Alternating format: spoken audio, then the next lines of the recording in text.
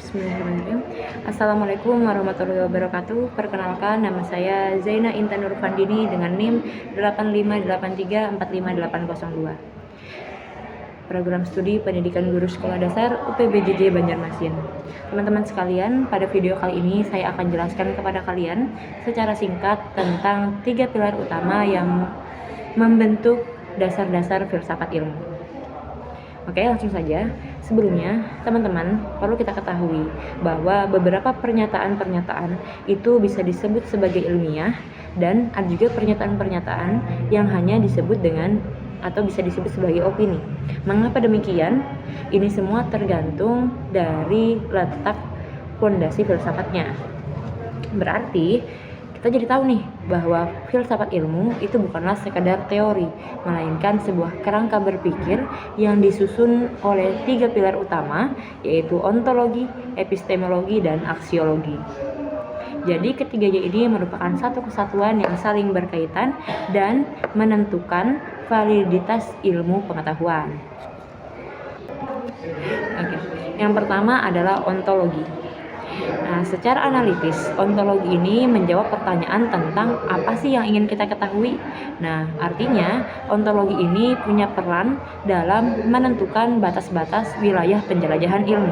Tanpa adanya ontologi yang jelas, suatu ilmu pengetahuan itu akan kehilangan fokus dan arah karena mereka tidak memiliki batasan yang jelas mengenai apa yang ada atau apa yang nyata. Kalau dalam dunia pendidikan sendiri, ontologi kita adalah mengenai tentang proses belajar dan juga hakikat manusia. Lalu yang kedua adalah epistemologi. Kalau ontologi tadi menjelaskan atau menentukan apa objeknya, maka epistemologi ini akan menjawab pertanyaan tentang bagaimana cara kita mendapatkan kebenaran dari atas objek tersebut atau dari objek tersebut. Nah, artinya epistemologi ini berbicara tentang metodologi, logika, dan juga sumber pengetahuan. Nah, disinilah proses verifikasi terjadi.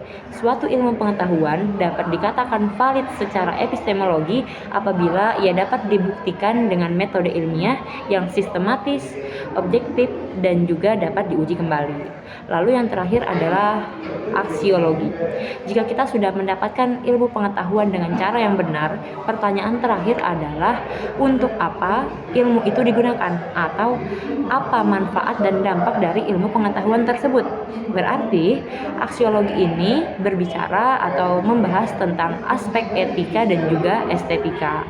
Karena suatu ilmu pengetahuan itu tidak boleh berdiri atau tidak boleh bersifat bebas, melainkan harus tunduk terhadap norma kemanusiaan yang ada. Dalam profesi kita sebagai pendidik ataupun calon pendidik, aksiologi inilah yang memastikan bahwa ilmu yang kita sampaikan itu bukan hanya sekadar mencerdaskan otak, tapi juga dapat membentuk karakter dan memuliakan karakter anak. Lalu yang terakhir, bagaimana ketiganya bisa saling terkait.